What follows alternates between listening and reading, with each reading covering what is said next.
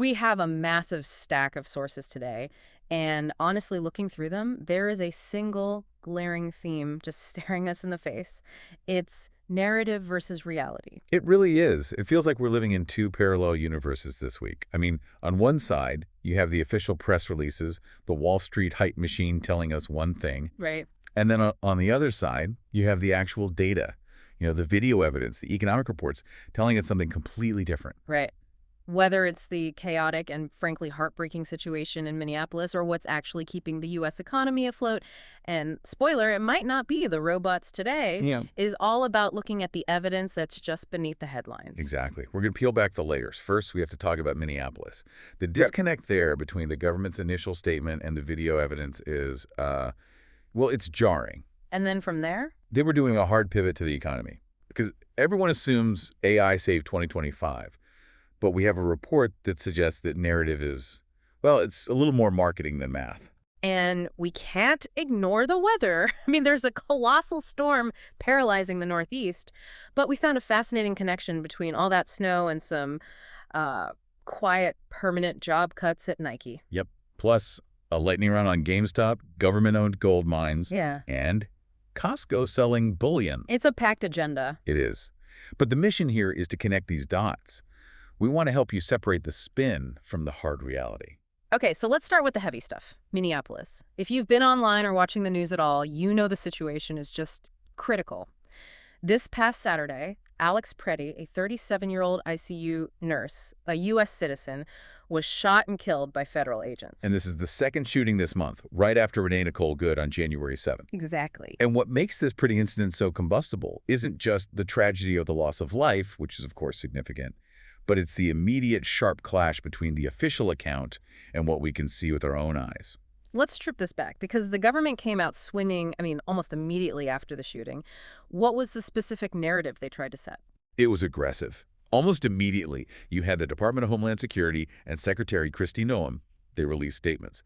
The official line was that Preddy approached Border Patrol officers with a 9mm handgun. Okay. And that he violently resisted disarmament, and that he was brandishing the weapon. And it wasn't just he had a gun, right? The rhetoric I saw was way more intense than that. Oh, absolutely. Border Patrol Commander Greg Bovino used the phrase, massacre law enforcement. He suggested there was an intent to cause maximum damage. Massacre law enforcement. Yeah. So when you hear that, you picture an active shooter scenario. You picture someone opening fire. That paints a very, very specific picture. But then the bystander videos dropped. And I have to say, when I watched them, I struggled to reconcile it with that statement. That's the disconnect. We have verified bystander videos now from multiple angles. And when you look at the footage, Preddy is initially holding a phone. He's not charging anyone. He seems to be stepping in.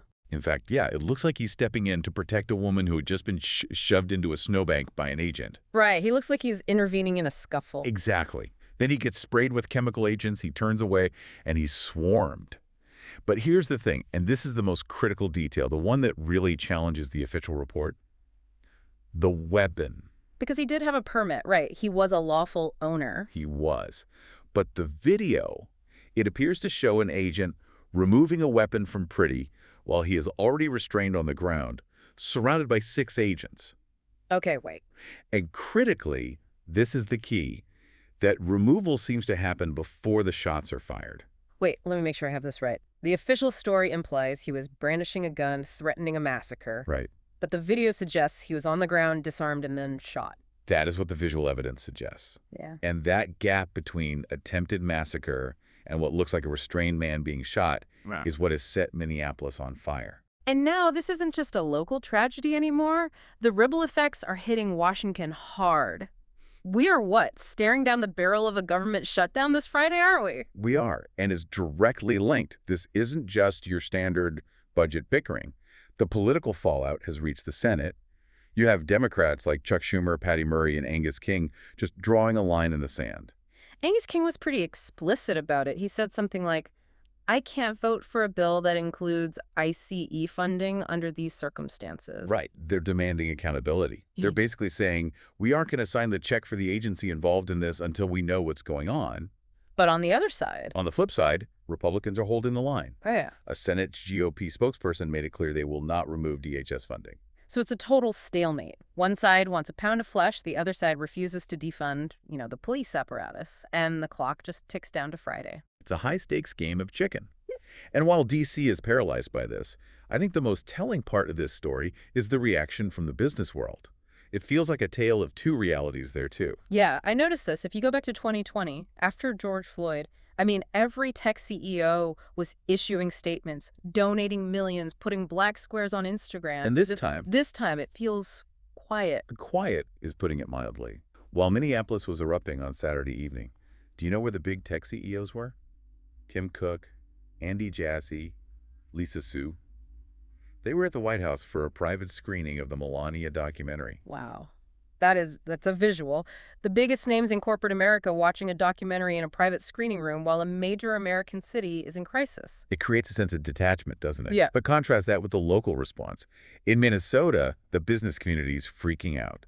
Incoming Target CEO Michael Fidelk and over 60 other leaders, 3M, United Health, they signed a letter calling for immediate de-escalation. Fidelk actually sent a video to his employees, right? He did. He called the violence painful. Now, he didn't mention Trump by name, which is, a strategic tightrope walk. But the message was clear. This is bad for business. This is bad for our people. Stop it. It seems like that pressure, the video, the looming shutdown, the local business panic, it forced a pivot in the narrative. The White House changed its tune pretty fast on Monday. It was a very distinct shift. You went from Stephen Miller using domestic terrorist language to Press Secretary Caroline Leavitt saying President Trump does not want any Americans to lose their lives. And then the strategic move. Right. Deploying border czar Tom Homan directly to Minnesota. And Trump even said he had a good call with Governor Walz, which is wild considering just days ago he was blaming Democratic leadership for the chaos. It signals they know the whole massacre narrative isn't holding water. They need to regain control of the situation before that shutdown deadline. It's a mess, but it perfectly illustrates that theme of don't just read the press release, which I guess brings us to our second big topic, the economy. Right. If I asked you what saved the U.S. economy in 2025, what's the first thing you'd say? I mean, AI, obviously. NVIDIA, OpenAI, data centers popping up in cornfields. It's all anyone talks about. The stock market is fueled by it. That is the narrative. AI is the engine. But we have a new report from MRB Partners that basically says, not so fast. Hold on. Are they saying AI isn't real? Because I see the construction, I see the spending. Oh, the spending is definitely real. But here's the nuance that, everyone misses. When we calculate GDP gross domestic product, we're measuring what is produced here. Okay, basic economics. Go on. The report highlights that AI investment added roughly 0.9% to GDP growth on paper, which sounds great. But a huge chunk of that tech equipment, the GPUs, the specialized racks, it's imported. And imports don't count toward GDP, they get subtracted. Exactly. In fact, they are subtracted from the calculation to isolate what we make domestically. So when MRB adjusted for all that imported tech, the actual AI contribution to U.S. GDP drops to between 0.2% and 0.25%. Wait, seriously. So we went from nearly a full percent of growth down to like 0.25%. That's basically a rounding error. It's massive. It means that the AI boom didn't actually drive the domestic economy nearly as much as we thought. So if AI didn't do the heavy lifting, who did? You did. The American consumer. Yeah. Consumption was the #1 driver. Even without all that AI capital expenditure, the U.S. economy would have grown above 1.5% solely because Americans kept buying things. So the narrative is the robot saved us, but the reality is Americans buying rotisserie chickens and sneakers saved us. Precisely. We are resilient because of consumption, not just silicon. But speaking of silicon, we can't completely dismiss the tech world. Even if it didn't save GDP, the landscape is shifting in ways that really matter for the future. Especially regarding China. I feel like for the last 2 years, the assumption has been America leads, China copies. That's dangerous complacency. Have you heard of Zhipu? The name sounds familiar, but tell me why I should care. Zhipu is a Chinese AI coding model. And it's not just some knockoff. It is gaining serious traction with U.S. developers because, in specific coding benchmarks, it is rivaling and in some cases, beating American tools like Claude and Replit. Beating them how? Is it smarter? It's highly capable on complex logic, but the real kicker is the cost efficiency. It's offering premium performance at a price point that makes the American models look expensive. It's waking people up to the fact that the U.S. doesn't have a permanent monopoly on high-level AI reasoning. That is a wake-up call. And I guess that anxiety is driving the hardware side, too. Microsoft is trying to build its own bunker, right? They are. The chip wars are internal now. Microsoft just revealed the Maya 200 chip. They claim it offers 30% better performance than alternatives at the same price. So this is Microsoft saying we don't want to be dependent on NVIDIA. Or anyone else. They want to own the whole stack. And before we leave tech, we have to mention Zoom. Because usually when we talk about Zoom, it's about, fatigue. Right. But this time it's about a lottery ticket. Turns out, Zoom made a quiet investment in Anthropic, the creators of Claude, back in 2023. It was a hidden gem on their balance sheet. And now? Analysts at Baird now estimate the stake is worth between $2 billion and $4 billion. Talk about a side hustle. That's incredible. Yeah. Okay, let's switch gears completely. From the digital cloud to the actual clouds. This storm in the Northeast. It's a monster, stretching from Arkansas all the way to New England. The stats are rough. At least 18 deaths, 15,000 flights canceled, New York City getting 11 inches of snow. But down south, Mississippi, Tennessee, they have 800,000 power outages. That power fragility is a huge issue.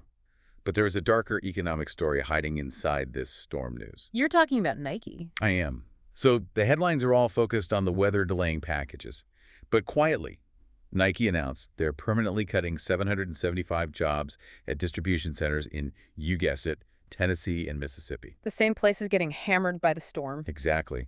And the reason they cited wasn't the weather, it was accelerating automation. This feels like what we call opportunistic automation, doesn't it? That's the perfect term for it. When a disruption happens, a pandemic, a massive storm, companies often use that chaos as air cover to make structural changes they wanted to make anyway. So the storm stops the trucks? And Nike says, well, if we automate this, we don't have to worry about staffing next time. So 775 people aren't losing their jobs to snow. They're losing them to robots, and the snow is just the backdrop. It's a reminder that efficiency usually comes at the cost of resilience and, employment. Okay, we're heading into the lightning round. I want to hit 3 quick stories where the narrative is twisting. First up, Michael Burry. He's back in GameStop. But don't roll your eyes. This isn't 2021 meme mania. So he's not betting on a Reddit squeeze. No.